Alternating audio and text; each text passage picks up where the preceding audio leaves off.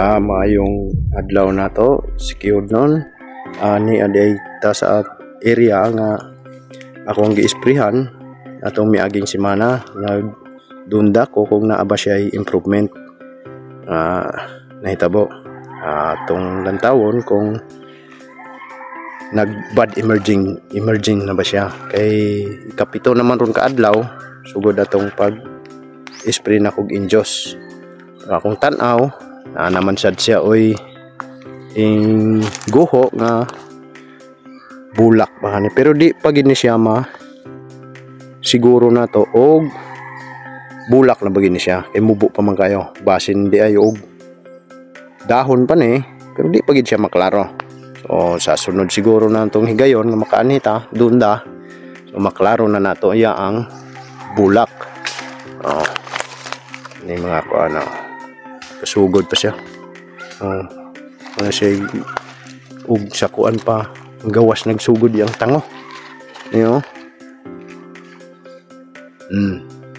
Ikapito pa ron kaadlaw. So sa ato pa naagyud oy improvement. Na tayo makita nga gawas nga bulak. Medyo kuan siya.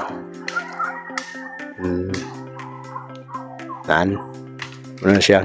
Inggit-kli na. So sa kasimana pa ni siya. Sugod na ito akong gi-injos. Ngayon, dunda ko kay ga-monitor ug aba siya improvement. So, ngani,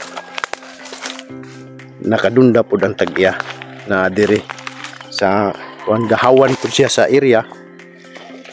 Kay adlok po siya sa ngalan aning takboy po nga mo anak siyang mangga. Naka-seminar man kadaghan na po ni siya naka-seminar.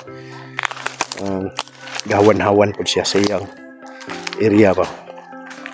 Iyang hinawanan muna oy tag-iya aning manggaha. Daghan ni siya mga siyam ni ka punuan na adin dayon ang isa ani kapulo na sila ang balay. So kaning diani nga area kuan na ni siya siyam. So para muna oy tag-iya o gahawan siya.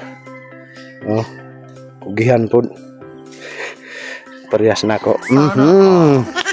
So muna ato ang mangga nga akong gisprehan. So ako mong i-update ani pohon kung bulak pag mo gawas or dahon ba. At least nga na ako nakita. Diri na lang takutob guys, mga taga Sikihor. Salamat.